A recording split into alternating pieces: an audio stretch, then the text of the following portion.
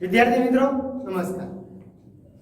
Shri SN विद्यालय द्वारा संचालित ई लर्निंग प्रोग्राम में हूँ आप सब विद्यार्थी मित्रों हार्दिक स्वागत करूँ छूं। धोरण 6 विषय गणित चैप्टर नंबर 5 पायाना आकारोनी समजूती एमां आपणे विद्यार्थीओ छेल्ला लेक्चरनी अंदर स्वाध्याय 5.4 प्रश्न नंबर 6 सुधी आपणे जोयुं।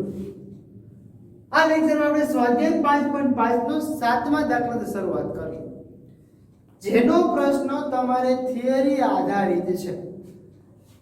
બરાબર। પહેલો પ્રશ્ન છે ખાલી જગ્યા। તો કે ખાલી જગ્યા કેવી રીતે છે? ચલો તમે તમારું પુસ્તક સામે રાખજો અને એમાં જોતા જજો એટલે ખ્યાલ આવશે તરત।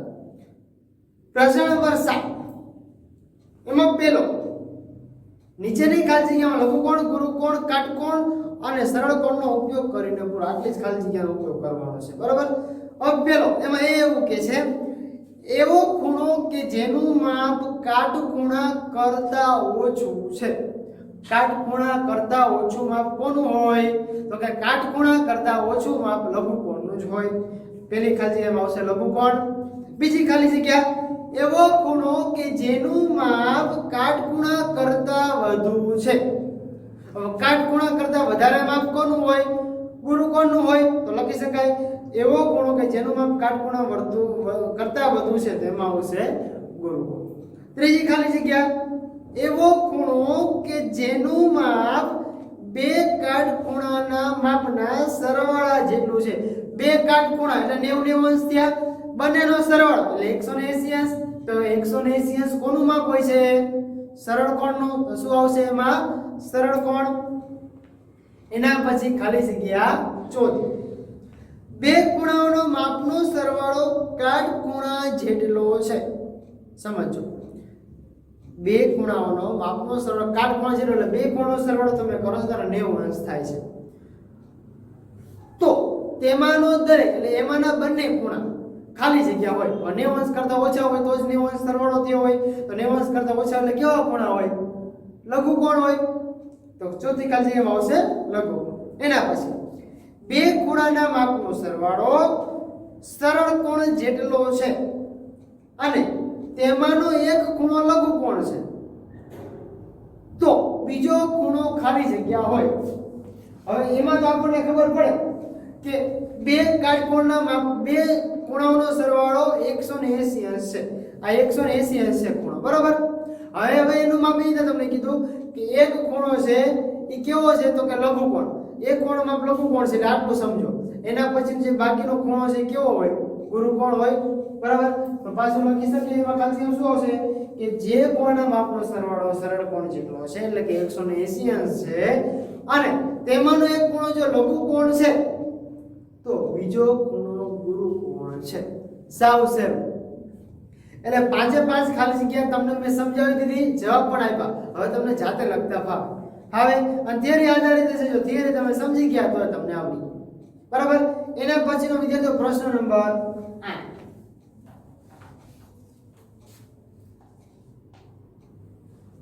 ચલો દરેક આકૃતિમાં દર્શાવેલ ખૂણાના માપ લખો। ખૂણાના માપ તમે ક્યારે લખી શકશો? કોણ માપકની મદદથી માપશો ત્યારે જ। કોણ માપક મેં તમને આખે આખું સમજાવ્યું। હવે તમને લખતા બધાને આવડે। બરાબર। પહેલા તમારી આંખો વડે જોઈ અનુમાન કરો અને પછી કાટખૂણિયાની મદદથી સાચા માપ શોધીને કાઢો। બરાબર। એટલે તમને પ્રશ્ન નંબર 8 છે તમારે જાતે માપવાનો છે એટલે તમને આવડી જશે। જો મેં તમને પહેલા જ કીધું કે દરેકે દરેક ખૂણો જે છે તમારે બધાએ કોણ માપકની મદદથી જ માપવાનું થશે। જે જો તમને કોણ માપકની મદદથી માપતા આવડી ગયું એટલે પ્રશ્ન તમારે સાવ સહેલો। રેડી? એના પછી વાત કરું પ્રશ્ન નંબર 9 દરેક આકૃતિમાં ઘડિયાળના બે કાંટા વચ્ચેનો ખૂણો શોધો। તો મેં તમને કીધું તમને જો ગુરુકોણની ખબર છે, લઘુકોણની ખબર છે, કાટકોણની ખબર છે, પ્રતિબિંબ કોણની ખબર છે। હવે તમને પ્રશ્ન પૂછે કે ઘડિયાળના બે કાંટા વચ્ચેનો ખૂણો લખો તો કોણ માપકથી માપવાની જરૂર નથી।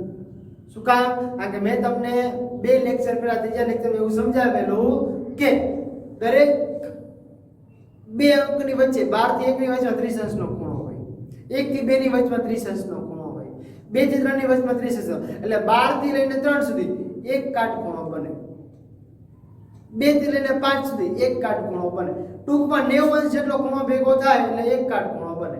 તો હવે તમને આમાં જે ઘડિયાળમાં તમને દર્શાવેલું છે વિદ્યાર્થીમાં તમને ખબર પડી જાય. પેલું જ માપ તમને ઘડિયાળમાં આપેલું છે 12 થી 9 બે કાંટા વચ્ચેનો ખૂણો તમારે માપવાનો છે. તો જો તો કાટખૂણો તમને દેખાય છે કેટલા વાગ્યા છે કે 9 AM કીધા છે, 9 વાગ્યા છે. તો કાટખૂણો જ બને છે એટલે માપ કેટલું હશે તો કે 90 અંશનું માપ થશે, એટલે તરત તમને ખબર પડી જાય કે 90 અંશનું માપ. એના પછીનો બીજો ખૂણો આપેલો છે 1 વાગ્યો છે. એમાં જો તો મેં તમને કહ્યું કે દરેક ખૂણા વચ્ચે 30 અંશનું માપ હોય, માપ્યા વગર ખબર પડી જાય 30 અંશ. એના પછી જો સીધા 6 વાગેલા છે, અડધું માપ આપેલું છે એટલે કેટલું માપ હોય 180 અંશ. સેમ ટુ સેમ પદ્ધતિ 10માં આ પહેલા આકૃતિમાં ખૂણાનું માપ 30 અંશ છે, તમને 30 અંશ આપી દીધું બરાબર. બહિર્ગોળ લેન્સ એટલે કે બિલોરી કાચ વડે આકૃતિ જુઓ, શું ખૂણો મોટો લાગે છે, શું ખૂણાનું માપ બદલાય છે. હવે બિલોરી કાચથી જો તો માપ બદલાય, મોટું લાગે, કેવું લાગે તો તમને કહો કે બહિર્ગોળ લેન્સ વડે એટલે કે બિલોરી કાચ વડે તમે જ્યારે જોવો છો ત્યારે ખૂણાની જે સાઈઝ છે સાઈઝ એમને એમ રહે, પણ જે ચિત્ર આપણી સામે જે જોવાનું છે આપણે થોડું મોટું દેખાય એટલો જ ખાલી.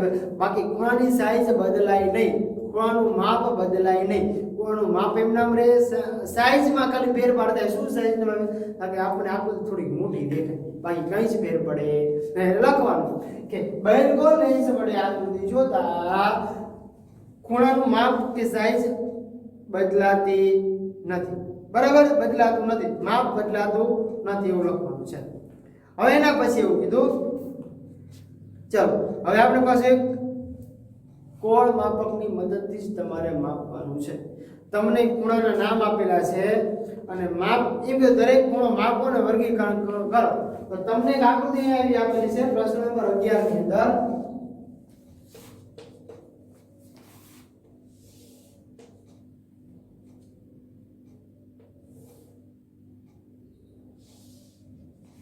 તમે આઈના વિદ્યાર્થીઓ પ્રશ્ન આપેલો છે, નામ આપ્યા છે સી, અહીંયા ઓ, અહીંયા આપ્યું છે એ, અહીંયા આપ્યું છે બી, અહીંયા આપ્યું છે ડી. અને પેલો જ ખૂણો તમને આઈના આપેલા છે ખૂણો, પછી માપ અને પ્રકાર. આના આધારે તમારે લખવાનું છે. તમને હવે એ તો ખબર પડી જાય કે આપણે જે લખવાનું છે બરાબર. પેલો ખૂણો તમને આપ્યો છે ખૂણો AOB, બીજો ખૂણો આપ્યો છે AOC, ત્રીજો ખૂણો આપેલો છે BOC. દરેકે દરેક ખૂણાનું માપ તમારે માપવાનું છે. જો સમજાવું કેવી રીતે. કોણ માપક હાથમાં લઈ લો. હવે તમારો જે 90 અંશ વાળો જે સીધો લીટો છે તમારે ક્યાં આની ઉપર રાખવાનો છે. ભાઈ તમને પેલો ખૂણો AOB છે એટલે ખૂણો તમારો AO અને B થાય, આટલો જ ખૂણો તમારે પેલા માપવાનો છે. આનું માપ કેટલું થશે તમે જોશો, તમે તમારા કોણની મદદથી માપશો એટલે તમને માપ મળશે 40 અંશ. કેટલું મળશે 40 અંશ. એ જ કોણ માપ આપણે લખવાનું કેટલું તો કે 40 અંશ.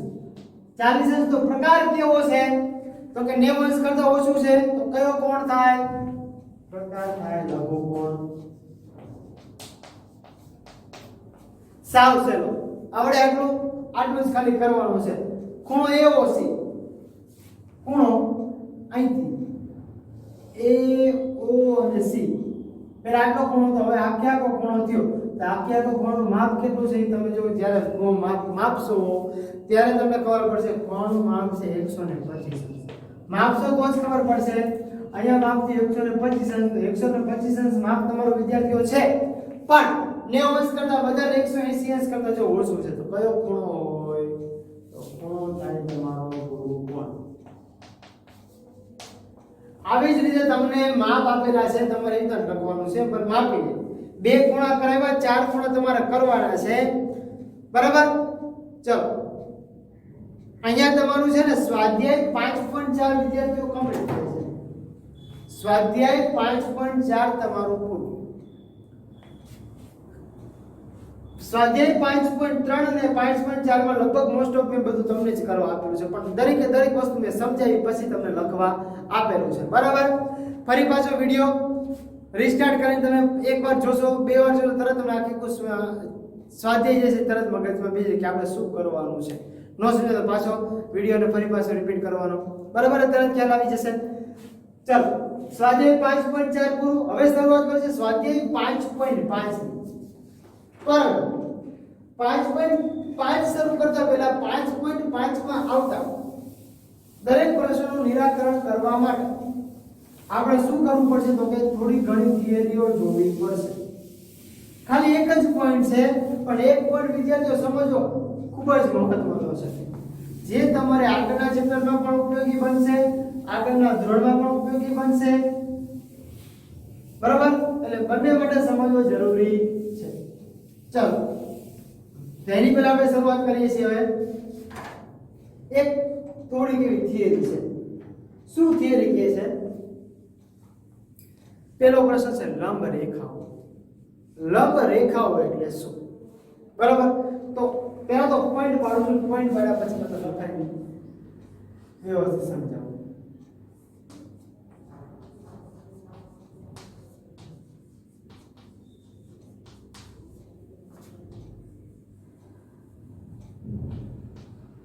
આવો પ્રશ્ન વિદ્યાર્થીઓ આપણને આવ્યો છે.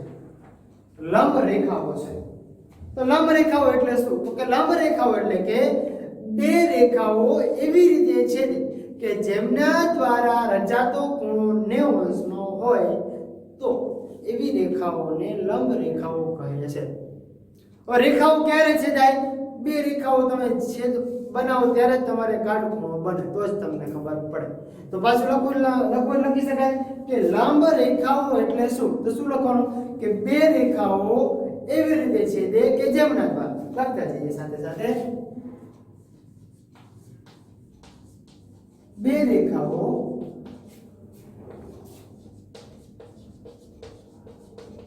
એવી રીતે છેદે કે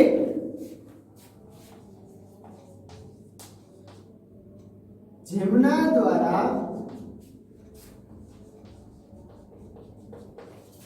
રચાતો ખૂણો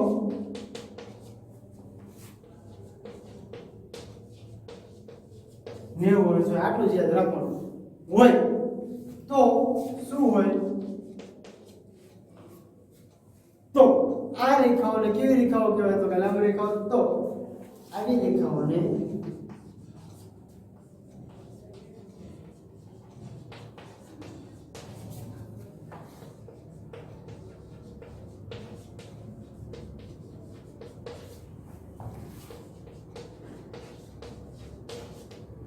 આટલું જ વિદ્યાર્થી યાદ રાખવાનું છે લંબ રેખામાં.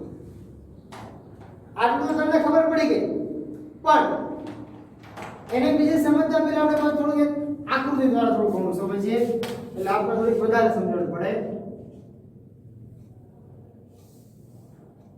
મેં તમને વિદ્યાર્થીઓ બે રેખાઓની વાત કરી. અહીંયા બે રેખાઓ છેદું છું, બરાબર?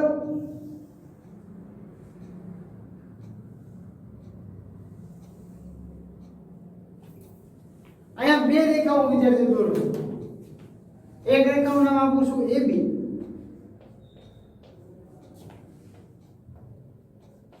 બીજી રેખાનું નામ આપું છું C અને D. બે રેખાઓ એકબીજાને છેદે છે. મેં કીધું 90 અંશ જેટલો કાટખૂણો બને. તો જો અહીંયા 90 અંશનો કાટખૂણો બને છે,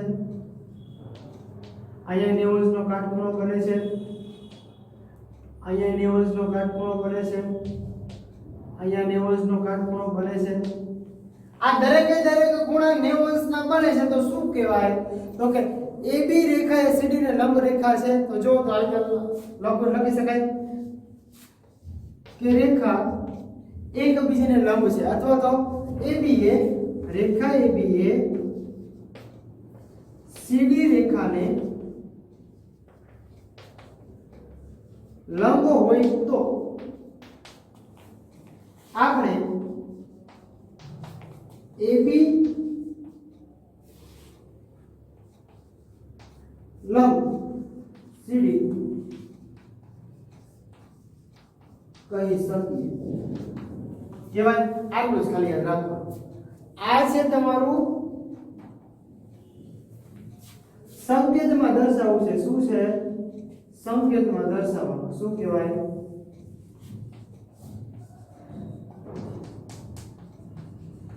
સંકેતમાં આવી રીતે દર્શાવે AB લંબ CD. પણ હા, બીજી રીતે દર્શાવવું હોય તો આ રીતે પણ દર્શાવી શકો તમે. રેખા CD લંબ રેખા AB આવી રીતે પણ તમે દર્શાવી શકો. આની ઉપર પણ તમારે રેખાની નિશાની કરવી જરૂરી છે. રેખા અહીંયા રેખા, બરાબર. જો આવી રીતે પણ તમે દર્શાવી શકો. બંને લંબ જ છે, બરાબર. જો આવી રીતે હોય તો આવી રીતે પણ હોય કહેવાય, બરાબર. એટલે આટલું તમારે પાછું યાદ રાખવાનું. આટલું યાદ રાખશો એટલે પાછું તમને સ્વાધ્યાય 5.5 આખે આખું આવડશે. હા, થોડું ઘણું કરાય છે એમાં, પણ થોડું ઘણું તમારે જાતે કરવું પડશે. એટલે થોડુંક તમને વધારે ખબર પડે, થોડુંક તમને સમજણ વધારે પડે. એના હિસાબે તમને થોડું ઘણું હું કરાઈશ, થોડું ઘણું તમારે કરવાનું છે, બરાબર. ચલો ફરીથી પાછું. લંબ રેખાઓ એટલે શું? તો કે લંબ રેખાઓ એટલે કે બે રેખાઓ એવી રીતે છે કે જેમના દ્વારા રચાતો ખૂણો 90 અંશનો હોય તો આ રેખાઓને લંબ રેખાઓ કહે છે. લંબ રેખાઓ એટલે કે બે રેખાઓ છેદતા દ્વારા જે કાટખૂણો રચાય છે એને શું કહેવાય છે? તો કે લંબ રેખાઓ કહેવાય છે. સંકેતમાં દર્શાવવાનું તો કે રેખા AB લંબ, આ લંબની નિશાની છે. ઊંધો T એટલે લંબ, બરાબર. લંબ રેખાઓ તો કે રેખા AB લંબ રેખા CD લખી શકીએ, અથવા તો રેખા AB લંબ CD હોય તો રેખા CD લંબ રેખા AB પણ લખી શકાય. આટલું જ વિદ્યાર્થીઓ લંબ રેખાનું છે. આ લંબ રેખા આવડે તો સ્વાધ્યાય 5.5 આવડે પાછું, બરાબર. ચલો હવે સ્વાધ્યાય 5.5 જોઈએ.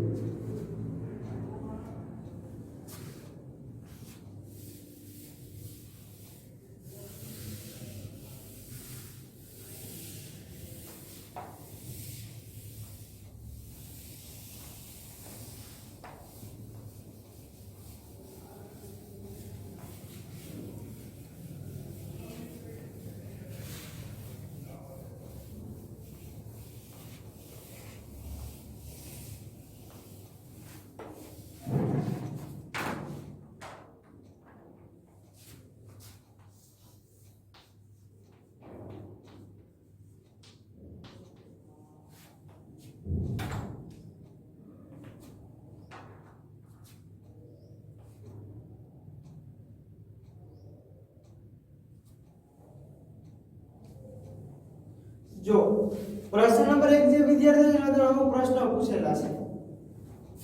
નીચેનામાંથી કઈ પ્રતિકૃતિઓ લંબ રેખાઓ દર્શાવે છે? તમને નીચે ચારે ઓપ્શન આપેલા છે.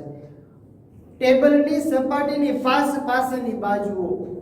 ટેબલ તમે જોશો તો પાસેની બાજુ જોવો તો તમને કાટખૂણા દર્શાવે તો તમને ખબર પડે લંબ રેખાઓ દર્શાવે, નકર દર્શાવે નહીં. તો દરેક ટેબલમાં કાટખૂણો તો બને જ છે, બરાબર. એના પછીનો રેલવે ટ્રેકના પાટા, તો પાટા તો સીધા હોય છે ને, બરાબર. પછી મૂળાક્ષર L ની રચના દર્શાવતો રેખાખંડ. L માં પણ કાટખૂણો બને છે. પહેલી ABCD નો L તમે જ્યારે કરો છો ત્યારે તમારો કાટખૂણો રચાય છે. અને D મૂળાક્ષર V, તો V તો લઘુકોણ બની જાય, બરાબર. તો તમને એવો પ્રશ્ન પૂછ્યો છે કઈ પ્રતિકૃતિઓ લંબ રેખાઓ દર્શાવે છે? કઈ પ્રતિકૃતિ એવી છે કે જે લંબ રેખા દર્શાવે? તો લખી શકાય. પહેલો પ્રશ્ન A અને C ની પ્રતિકૃતિઓ લંબ રેખાઓ દર્શાવે છે. શું કામ લંબ રેખાઓ દર્શાવે છે? તો કે એનું કારણ એક જ. શું? તો કે બંને ટેબલની સપાટી પાસેની જે છે અને L આકાર છે, તો બંનેમાં કાટખૂણા રચાય છે એટલે લંબ રેખાઓ બી દર્શાવે છે. આટલો જ પ્રશ્ન છે. એના પછી આમાં જવાબ લખું છું તમને ખ્યાલ આવી જાય. શું જવાબ છે? તો કે A અને C. શું? C પ્રતિકૃતિઓ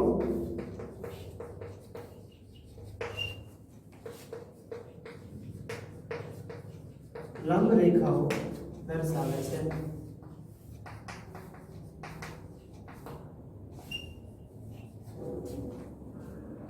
હવે જોઈએ પ્રશ્ન નંબર 2 શું કહે છે.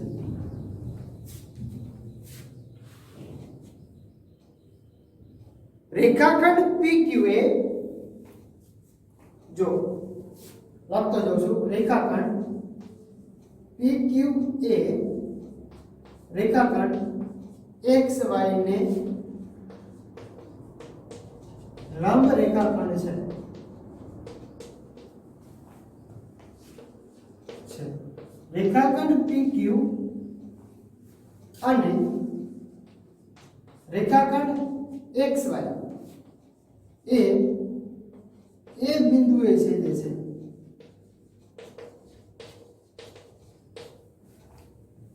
તો ખૂણા PAY નું માપ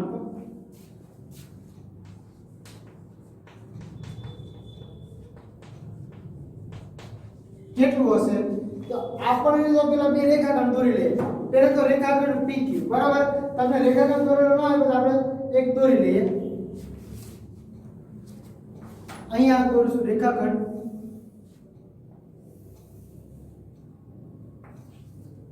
P અને Q અને બીજો રેખાખંડ આપણને આપેલો છે x અને y. તો અહીંયા લખું છું x અને y. અને જ્યાં છેદે છે શું નામ આપ્યું છે આપણને? A બિંદુ. તો આપણને એમ કીધું કે એ બિંદુએ છેદે છે રેખાખંડ PAY નું માપ કેટલું હશે? રેખાખંડ આ PA અને y આનું માપ આપણને શોધવાનું કીધું છે. આપણને તરત ખબર પડી જાય કાટખૂણો બને છે, બંને રેખાઓ લંબ છે એવું આપણને કીધું. લંબ રેખાખંડ આવ્યો એટલે માપ કેટલું હોય? તો કે 90 અંશનું માપ હોય. તો શું લખી શકાય? કે ખૂણા PAY બરાબર 90 અંશ છે. લખી શકાય. આટલું જ ખાલી લખવાનું છે, તરત તમને ખ્યાલ મળી જાય. બાકી આમાં કઈ છે નહીં જો. બરાબર. હવે જોઈએ પ્રશ્ન નંબર 3.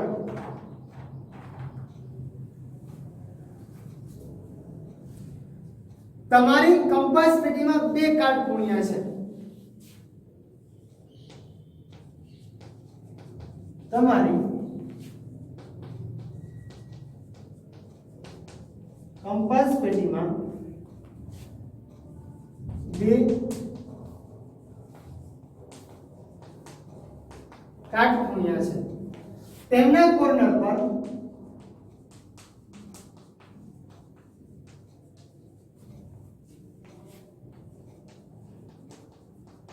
રચાતા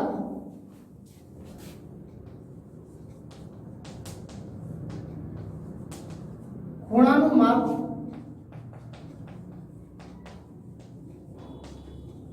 કેટલું હશે? શું તેમના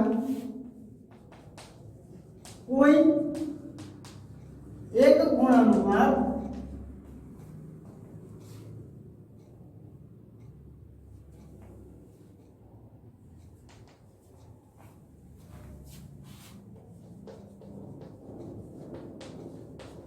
સરખું છે? હવે જો તમે તમારી કંપાસ પેટીમાં વિદ્યાર્થી જોશો ને એટલે તરત તમને ખ્યાલ પડશે. શું? તો કે બે કાટખૂણિયા તમારે છે, એમાં એક કાટખૂણિયો એટલે એક ખૂણો લખું છું, બીજો કાટખૂણિયો છે તેનું નામ લખું છું બીજો ખૂણો. અને સરખું માપ કયું છે તો લખું છું એ સરખું માપ.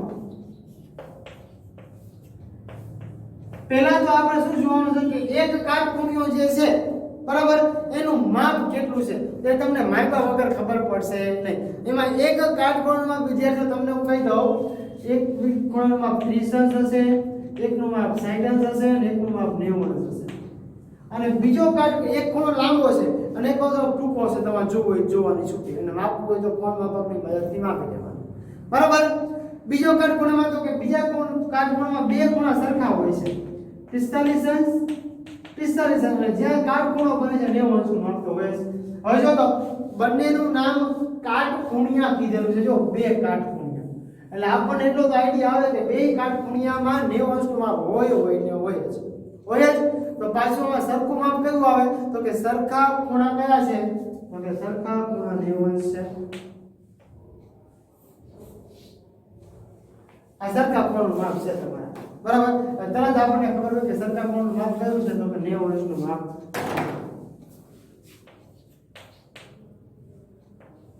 આટલા ખૂણા છે ભાઈ, કઈ જ આમાં લખવાનું છે નહીં. હવે એના પછી વિદ્યાર્થીઓ વાત કરી પ્રશ્ન નંબર 4 ની. જો નીચેની આકૃતિનું અવલોકન કરો. ચલો આપણે એક આકૃતિ પેલા દોરી લઈએ, એના આધારે હું તમને સમજાવી દઈશ.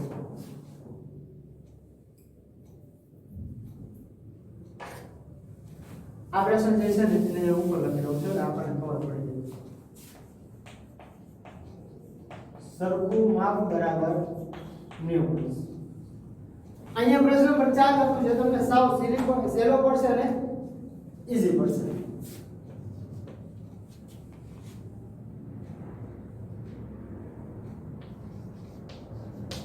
નીચેની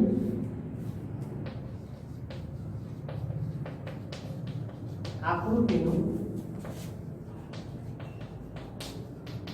અવલોકન કરો. રેખા L એ રેખા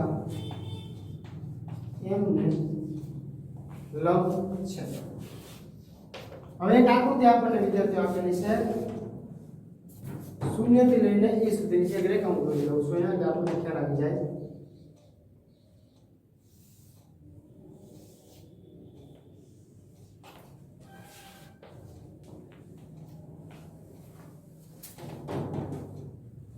એની શરૂઆત છે 0 1 2 3 4 5 6 7 અને એક આકૃતિ છે 8. રેખાના આકૃતિ છે L, બરાબર. અને અહીંયા આવે શું છે A B C D, પછી અહીંયા E, અને આ જે રેખા છે એ વાળી વિદ્યાર્થીઓ અહીંયાથી તમને એક બીજી ઊભી રેખા આપેલી છે, જે લંબ મેં તમને કીધી. એ રેખા નામ મેં તમને આપ્યું છે P, અને રેખા નામ આપ્યું છે M. પછી F G અને H. આટલી વસ્તુ છે.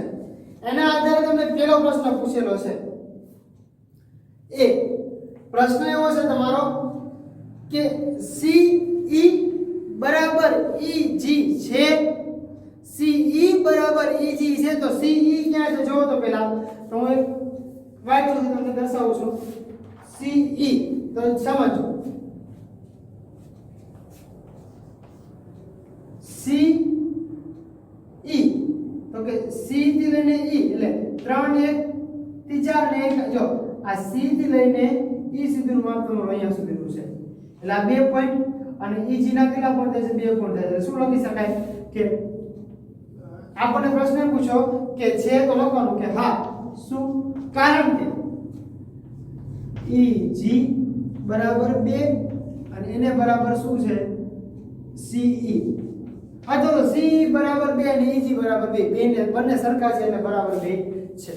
એના પ્રશ્નનો પ્રશ્ન નંબર B, શું રેખાખંડ PE એ CG નું વિભાજન કરે છે? તો CG ખાલી જો C થી લઈને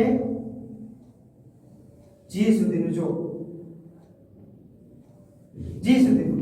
હવે આ બે પોઈન્ટ આ બાજુ, 2 પોઈન્ટ ઓલી બાજુ, આ બંનેનું વિભાજન E અને P બે કરે છે, તો જો તો વચમાં એક બિંદુ પડે છે, બેનો ભાગ પડે છે, સરખા ભાગ પડે છે.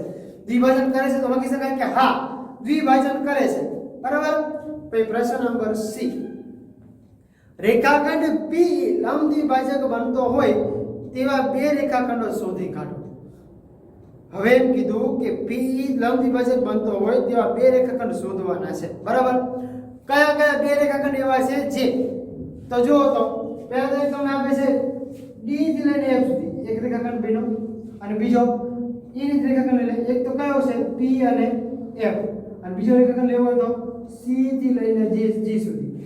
બે રેખાખંડની જ વાત કરી છે એટલા માટે પહેલામાં. પછી બીજામાં શું લખવાનું છે? બીજો પ્રશ્ન એવો છે તો આપણો કે દ્વિભાજન કરે છે, તો કે હા દ્વિભાજન કરે છે. પછી C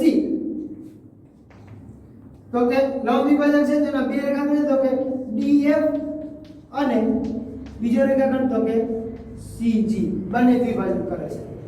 પ્રશ્ન નંબર 4, શું સત્ય છે? B માં પહેલો છે, શું સત્ય છે? તો કે AC કરતા FG નાના છે એવું દર્શાવ્યું છે. તો કે આ AC ચોક એક અલગ હોય એટલે ખબર પડે AC કયો છે તો કે A થી લઈને C સુધી આટલું છે 2 પોઈન્ટ છે અને FG તો FG તો ખાલી એક જ પોઈન્ટ છે જો તો A થી લઈને C સુધી FG તો આની કરતા નાનો છે તો શું લખેલો કે હા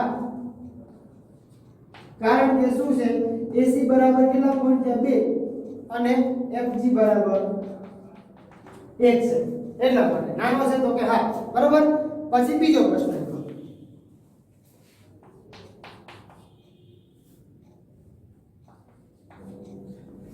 CD બરાબર GH બંને સરખા છે તો CD ક્યાં છે જો તો આ C અને D અને G અને H જો તો આમાં એક પોઈન્ટ છે અને આમાં એક પોઈન્ટ છે તો લખી શકાય કે હા કારણ કે CD બરાબર 1 બરાબર GH લખી શકાય કે બે સરખા છે એટલા માટે એના પછી પ્રશ્ન નંબર 3 જો 3 માં કે છે BC કરતા EH મોટા છે મોટા તો કે BC મોટા છે કોની કરતા EH કરતા તો કે હા કારણ કે BC બરાબર કેટલા છે જો તો કે B અને C તો BC બરાબર 1 છે અને બીજું કયું કીધું આપણને બીજું કીધું EH તો કે EH ક્યાં છે E થી લઈને H રે EH કેટલા છે આપણી પાસે 1 2 3 છે તો લખી શકાય EH બરાબર 3 ચારે ચાર પ્રશ્નો તમને મેં આપી દીધા